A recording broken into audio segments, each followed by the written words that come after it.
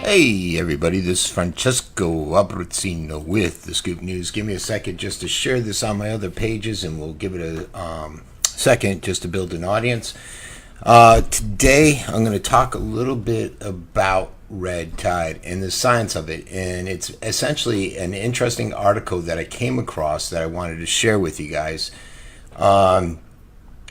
covering Moat's response to it, some of the factors that have gone into it, and all that good stuff. Now, something else I'm trying, and sorry I'm trying to share this as I talk on here, I'm going to try a different concept today, and the concept is quite simple. It's a phone line. We're going to try to plug that in and see if it works, to see if people will call in. Now it's early, it's 6:30 in the morning, so if you guys are up and calling in, then there's probably greater concerns with that than the phone line. So let me just see if I can share this real quick on here. Social media, oh god, let's see. All right, we'll do this. So the science of red tide, and basically it's coming from an article that I read that said, you know what, science is hard, science can be difficult, science is not a perfect system. There's flaws that can come to it, and so are politics. And when you combine politics and science together, what's the conclusion? I've said a couple times, and people have probably heard me say this, and it's in regards to Moat lately and how they've been upset when people deem that there's an issue with the science behind Moat. And, you know, are they being co-opted by the big sugar industry? That's the thing that we hear a lot, because companies like Mosaic in the past have donated a significant amount of money. They will tell you, well, that money went towards X project, but then they don't say, and I think what most of us understand, is that when you put, I don't know, 100, 500 grand, whatever the amounts were, I can't recall, into one project, it frees up money so that you can go into other projects, and it does have sway over you. I was watching I watch a lot of podcasts, and I like the long form podcast, if you can't tell, basically, with how I conduct mine. And I'm still sharing, by the way, that's why I'm doing this like this. I got a lot of groups, 140,000 people in the different groups. It kind of sucks that they're all spread everywhere. But I was watching this, and they were talking about diets. It was on the Joe Rogan podcast. And they were talking about the science of it. And the individuals came out and just basically said, look, this is who funded this research, so you know right up front who is covering it. And they, as scientists, sat there and said, you know, what a lot of people don't understand is how the funding of science comes into play and sways decisions a lot of times. You don't have to look much further than the opioid epidemic that's out there. It's systemic. Where else can you look? Let me see if I can get the mic closer.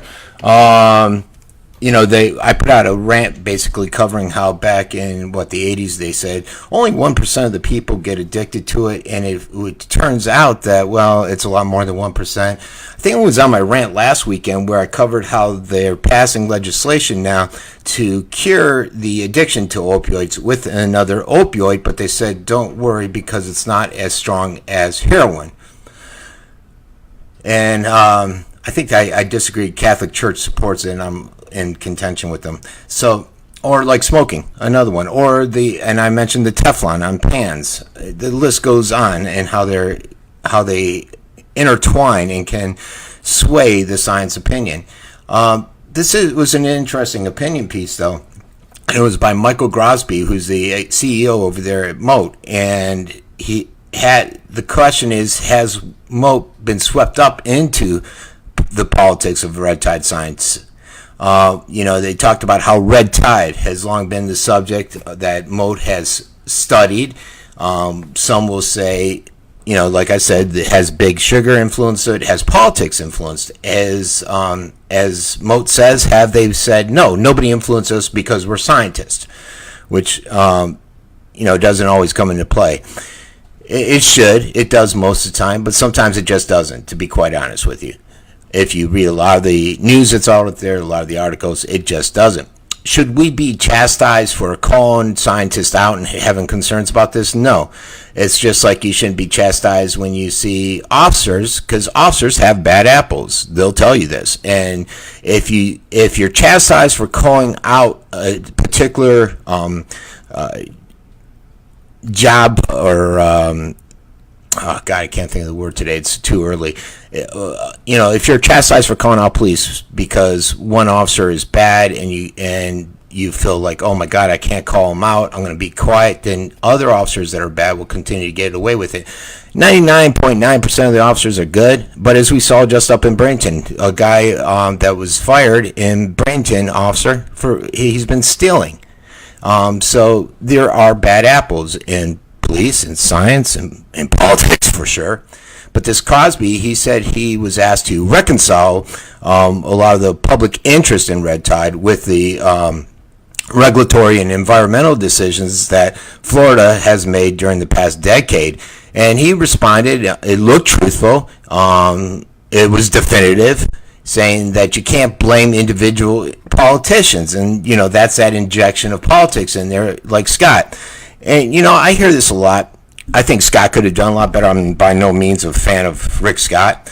I think he's dropped the ball. But a lot of people will sit there and say conclusively that stuff like Okeechobee is more of a federal issue.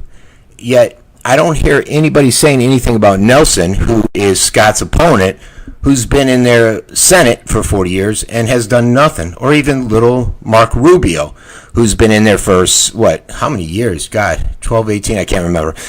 Maybe 6. I know he just was reelected. He's done nothing. And so to throw it out, you got Scott and Buchanan and Nelson running, yet they're all lobbing it at Scott when it seems like Okeechobee was primarily on Nelson. Now, Scott could have done other stuff. I don't know who controls these outflows. I know it's difficult. I truly think it's all the politicians, the culmination from the city, state, county, to the federal level. Even here, if you look at the county level, I put out a video of gushing polluted water out of this SJW over by Shamrock Park. Politicians won't even look at it. They say, we've done all we can. We're putting a ton of money towards this. Shut up. Get out of here.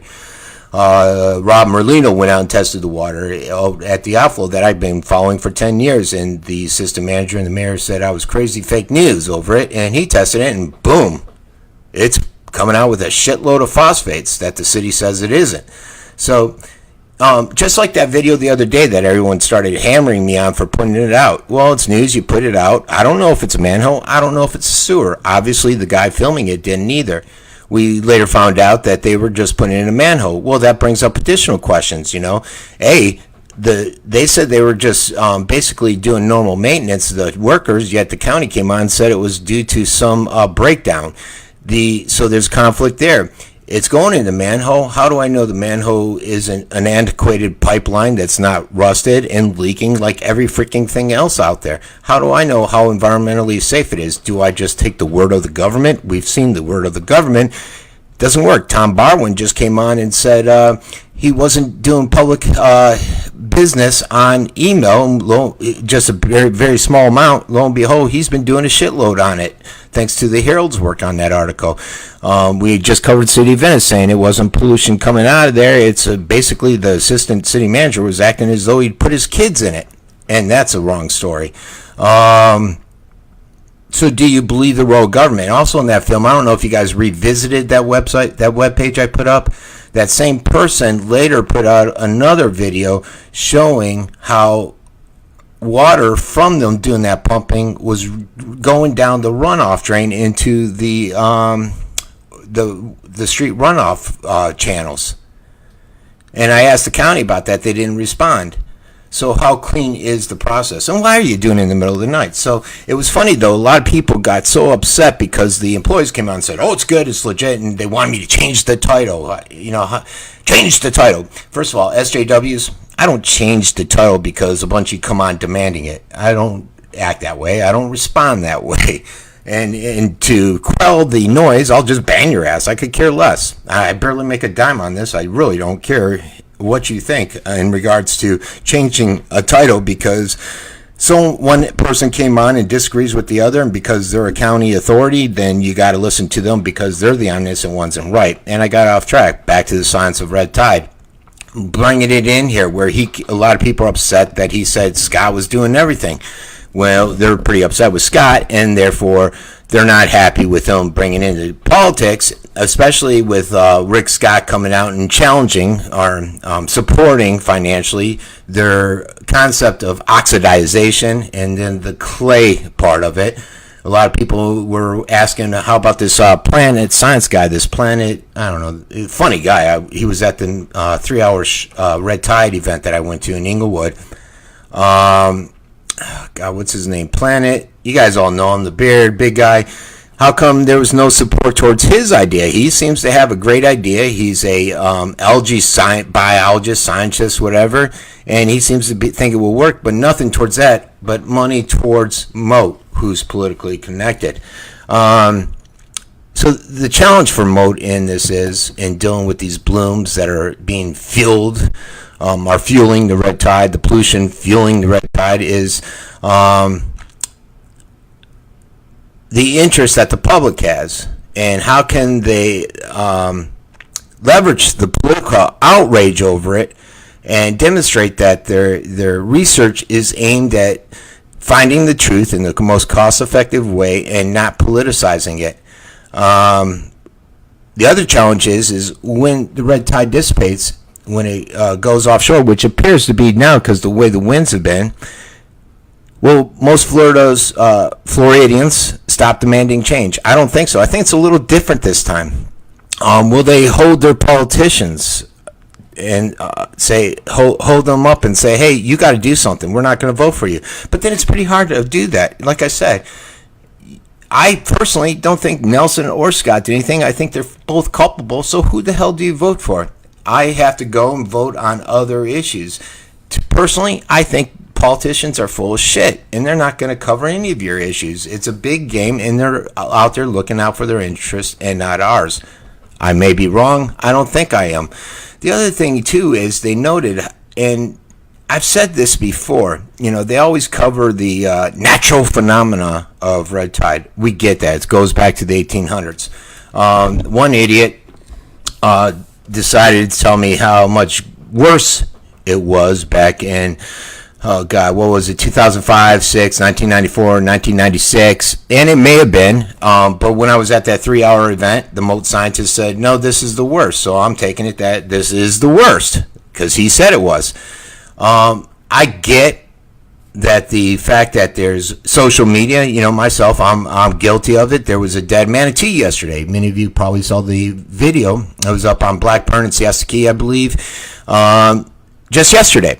And so I put it out there, and I have on all my pages, 140,000 followers. I have over 200,000 website visits. So it gets out there, and people see more of it. Back in 1994, 96, the internet was barely coming alive. I got out of the Navy in 93, and we were still doing C-Prompt and AOL. Actually, not even AOL. I was dialing into another guy's computer as the form of the internet.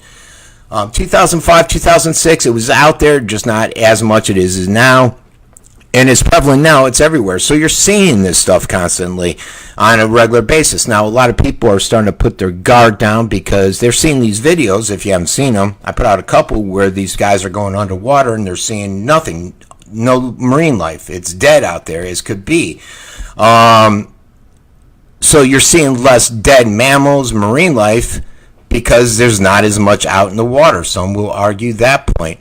A lot of people out there will say that the intensity is due to the Okeechobee. A lot of the outrage is due to the pictures where you got this fresh water side by side with this red tide water. I put a few of those out there. The pollution levels, there's a lot more people living here. If you just compared, God, back in the last crazy outbreak that they're referring to is 2005, 2006. So if you go back and just look at that outbreak, how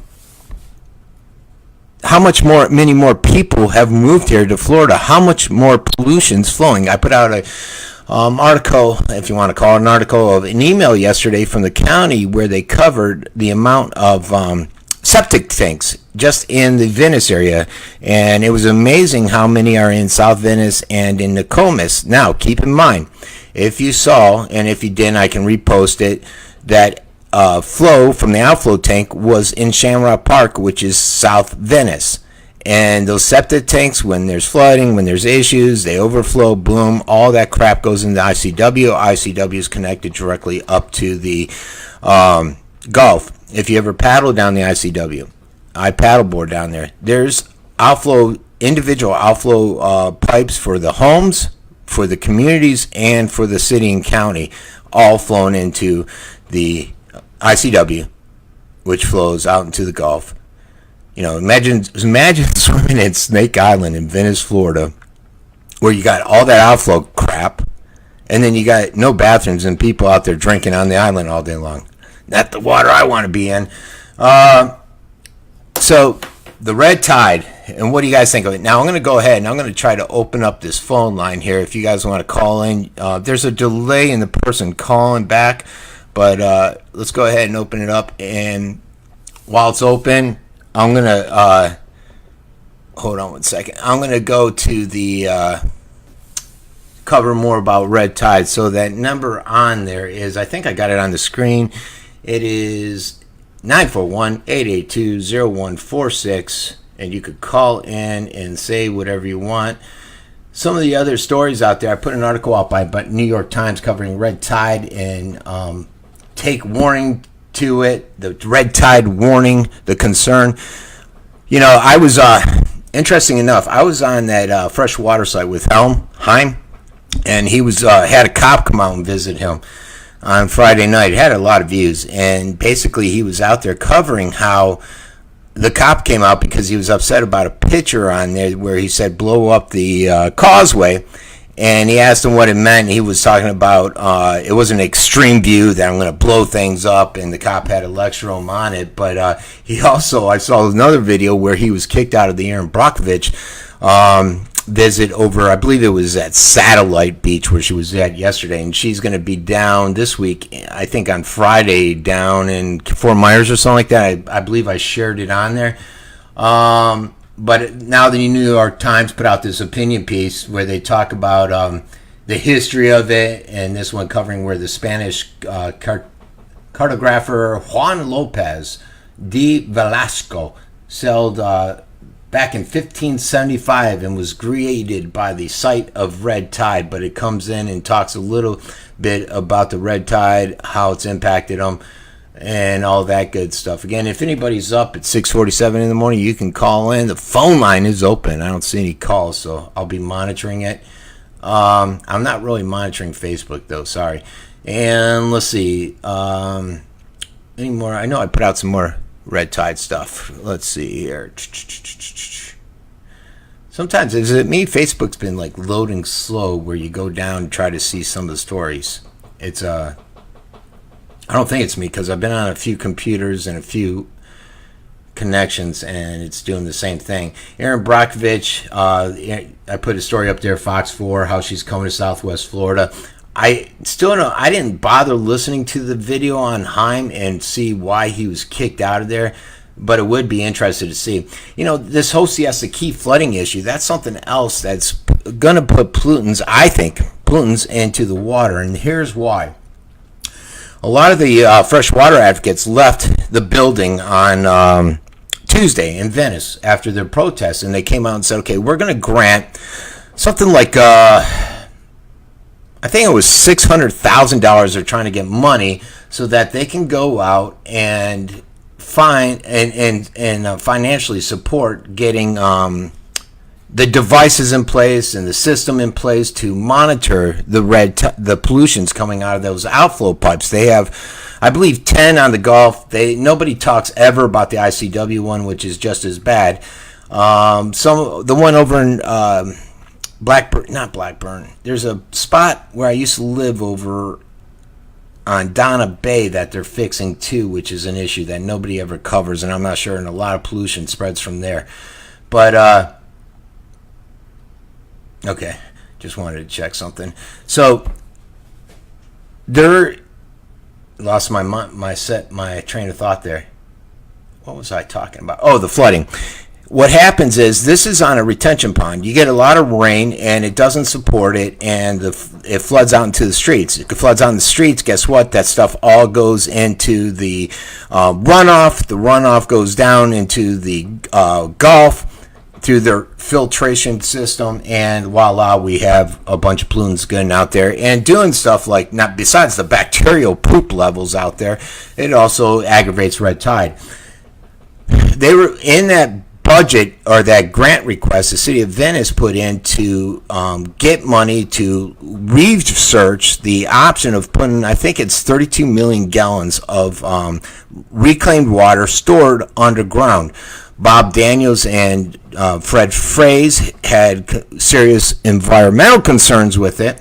Mayor Hawk did bring up a great point, which reflects back to the story, whereas if you do something like a retention pond for the reclaimed water and it rains, it floods the streets, it goes down the sewers, it causes all the pollution, voila, which is essentially what's happening out there in Siesta Key.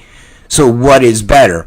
And that's going to be an agreement or a conversation that they're going to have a few times, I suspect. I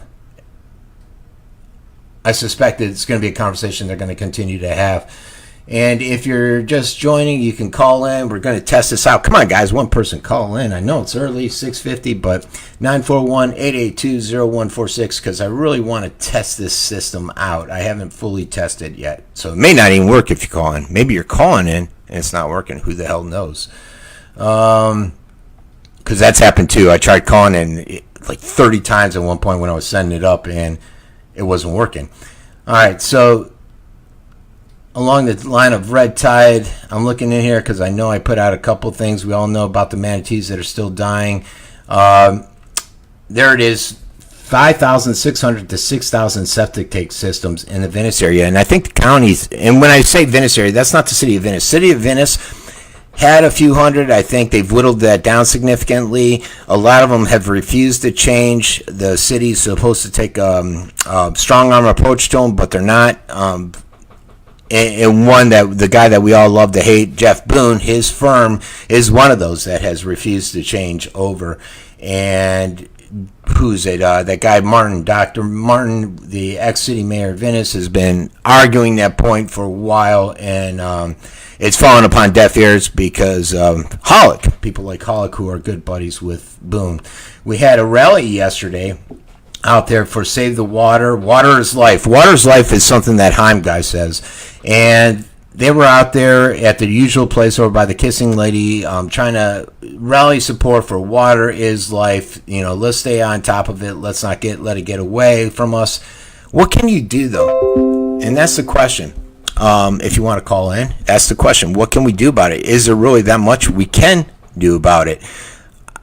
We can limit, as we saw, the reason you can only do a voluntary ban, according to the city of Venice, is because if you put anything out that's stringent, that totally bans it, the state will shoot it down based upon the laws that are out there. You can go out and try to create your own, but they will not be as strong as the county, which is not that strong at all. A lot of bureaucracy, and that's why I'm saying the city, state, county, federal level all have to get together, all departments, and come to a consensus on what to do. But it's difficult. The outflow pipes, I can tell you that Miami, if you Google it, Miami decided to get rid of 11 of them. They went through all kinds of rigmarole. And I think, if memory serves me right, it would take 15 years just to get rid of them. And that's not just the waste. You know, you got Jupiter over there. Jupiter's got some foul smell. They had to close their beaches. That's in the news over the weekend. Oh, we got a call. Let's see who this is. Let's see if I know how to answer it. This is Frank. Hey, Frankie, it's Kurt. Hey, Kurt, how's it going? Not too bad. See, I'm just kind of listening to you here on the podcast that you're doing. And, hey there, I think we're all right. So my question is if this is all based on science as far as red tide, then why aren't we doing more to figure out how to get the information that science is based on. Say, in the intercoastal waterways, why isn't there any, a whole string of testing stations all the way along it and out in the Gulf? And, even down in Fort Myers, I believe that, our best way to get the information that we need to get science data is to test everything. I mean, there's no testing going on for any of the effects that the red tide is having on people. I mean, a couple of people have come up with a few different versions of testing your blood or your urine or something to find out whether or not you're being affected by it.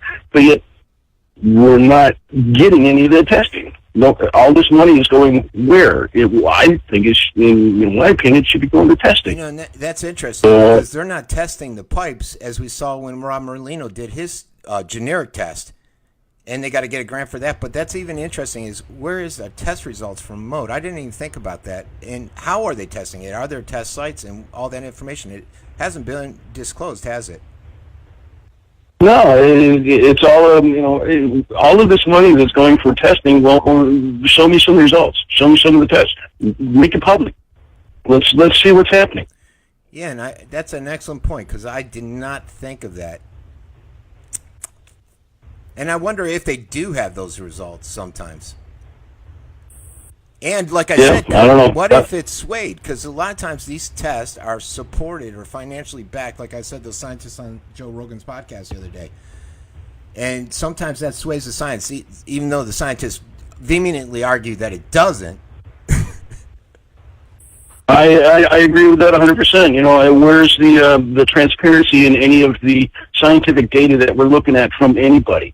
I mean, you could say that, I went out and did a poll, and 53% of the people that I polled are in favor of this. Well, where is the, accuracy in that? Where did I poll? Who did I poll? Where were they coming out of? What were they surrounded by? Did I walk into a, Democratic National Convention and poll, 100 people and say, okay, well, 53 of them said this? That's where I'm kind of, swayed as to, who is taking these polls and why aren't we seeing where they polled, who they polled, and how these polls were being done. And would you like to see that at the city level and county level, in addition to I want to see that on anybody that comes out and says we did a poll. They should release the data of who they polled, where they polled, how they were polled, because then we can see, whether or not the possibility of it being swayed is. Okay, and the same with the science data. Okay, anytime that you see data that says that, in a study of, 10,000 liters of water, we came up with this amount. Okay, well, where was it? Who did it? Who funded it? What tests were they using? Who made the tests? Who did the results? And, who sponsored? And who's where's all this money going? Well, and, that's a great point, too. And along those lines, I'd like to see, immediately when the city hopped on me and said I was fake news, or when the county hopped on that guy Will for his video on what he said was going into the sewer, they said the manhole. Where is the testing on the quality of the or where's the testing on, is there any environmental concerns in the pipes, these pipes that are probably antiquated? I'm thinking they're 20, 30, 40, 50 years old. And I guarantee you it's not going on. They're just telling us, well, it's safe, it's going into a filter system, trust us, we're the government. Yet, as we found out in Venice, there really isn't any solid ongoing testing, because if there was, they wouldn't be filing for a grant to get the money to test for the pollutants coming out of it. Right. I agree with that 100%. Concern everybody that a government entity or a moat can say, hey, we're coming out here, and because we're the government or we're scientists, you just got to believe us. We're not going to show you any test results. We're not even going to take test results, but we're not going to tell you we're not taking them. We're just going to tell you, believe us, trust us, and all is well. Yeah, I agree, and I did follow that whole thing with the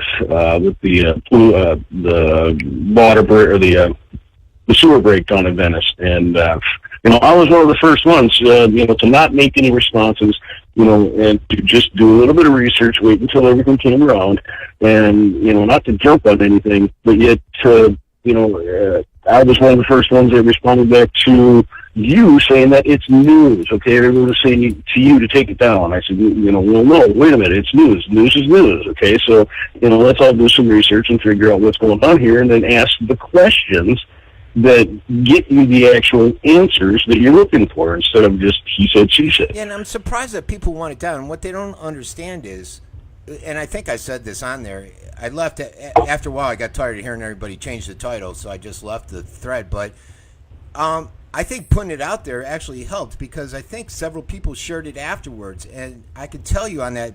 Oh, absolutely!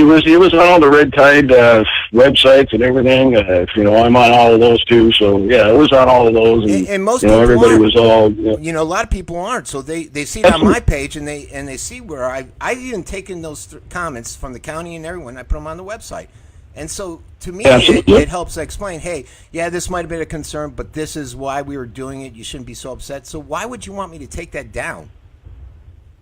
Exactly. Yep, and that's my same opinion here. I agree with you 100% on all that. Awesome. Well, thanks for giving me a call. And does it sound good on your end, Kurt? Since I'm just trying this out. Yeah, absolutely. It's about 15 seconds delay from here to the computer, but that could be connections and all that. But anyways, I just turn the volume down on the computer and go from there. Everything's sounding great on this side. Awesome. Thanks a lot, Kurt. All right, take it easy, Greg. All right, if you want to call back in, that was Kurt. What is this phone number I have here? It is 941-882-0146. You could do voice too, or video if you want, I guess, on here. But it won't show up on my screen. I didn't set it up for that. So along the lines of the Red Tide, what else was there that I was covering up here? Let me get back to that screen. And that was a great call. And Kurt brought up an excellent point about the testing because I didn't, for some reason, I didn't think of that. And I should have, is where is all this testing? They all tell us it's safe. We all got to believe them. But where's the testing? Is the testing from 20 years ago? As we all know, those pipes underground, they're not, they end up, you got to change them out, I'm thinking you have to change them out, and I could be wrong. I would believe that they deteriorate somewhat, that you'd want to check them to make sure there's no leakage. Maybe I'm wrong. I don't know. It's a good question, good thought, and I think Kurt brought up a valid point. The other thing is the toxins in the air. Somebody brought that up, and I put out actually another article on Texas toxins all around us, but the toxins in the air. I was a little amazed. Well, no, that's sort of off subject, but the toxins in the air. I was contacted by, I can't say who. It was somebody that's at the Venice Elementary School, and it wasn't the mother that wrote in, and it wasn't another lady that went to the city council. It was actually a teacher there, and they brought up and echoed a lot of concerns that mother had about the kids going outside, the environment outside when the red tide and the toxins were in the air. They may still be in the air. The wind's shifting them off because it's out of the east, and we're not noticing it. So a lot of people are starting to think red tide's gone, just like the last time. Then voila, it comes back. But the individual that works at Venice Elementary basically commended me for putting it out there and saying thanks a lot because it is a grave concern. This individual actually got sick from it. He's an elderly individual and had to take time off. And the school basically ignored it and said, oh, no, not red tide, and blew him off. I know WFLJA, John Rogers, was contacted me. He was sent down by his producers to do a story on it, and I never saw it, and I'm assuming he got rebuffed by the county because they have been doing that, and they just wanted the story to basically die, and so it wasn't put out there. So I personally think the toxins in the air is an issue. Another one, my mother, she's in Northport, and right about the time that Northport put out a tweet about the smell in the air. It was really bad. It was reaching all the way out there, and they were telling their citizens what to do and what action to take. My mother ended up in the hospital like a day after that. She's on oxygen, and she was having breathing problems, respiratory issues, And I told my sister, I said, they brought her in case it was a heart attack or something. She's elderly, in her 70s. And they ended up sending her home. And I'm like, I bet it's due to the red tide because it's bad right there in Northport. But for some reason, and I'm not sure why, the government, Sarasota County, the cities, they don't really want to acknowledge it. The cities do somewhat, but really the health department, Florida Health Department, county, they sort of stay away from it. They go as far as we all heard with Dietert and Mayo and even Hines at some point saying, red tide's gone. You're killing businesses. Leave it alone. Let it go. And I get that businesses are being hurt. Businesses are being closed. Employees are losing jobs, losing money. You got some great ones like Finn's. I thought that was awesome what they're doing with the letting them keep their insurance if they drop below the hours and paying them for hours that they would have normally worked. But I get it. But I don't think we've seen the true financial hit we're going to take from tourism and the snowbirds yet. I think it's still coming. And I say that because I was, I don't know if it was on a blog or something that I was reading. Maybe it was an article where people within the tourism business that supply the housing for the tourists were talking about how their bookings are down. One person said 65%. Another person said they were losing $20,000 a month. They're talking about how the traffic and tourism traffic for this time of year is down significantly. At the city council in Venice, they had a lady come on and talk about how the home sales are down significantly in the purchases because people are just not interested. Now, that could be a few factors. Interest rates just went up again last week. And I've been saying this before. You got, what was it, 2008 when we had the housing bubble burst? I think that's when it was. And, everybody had arms because the prices were so high. Just like here in Sarasota County, housing pricing is so high, people were getting arms to be able to get in there and buy it. And they just figured, hey, I'll be all right. And what they didn't see is the interest rates going up. And they've been going up at a steady rate. When those interest rates go up, that arm rate goes up. And next thing you know, your house that you used to pay $1,000 a month for is now $1,500 a month. And you can't afford it.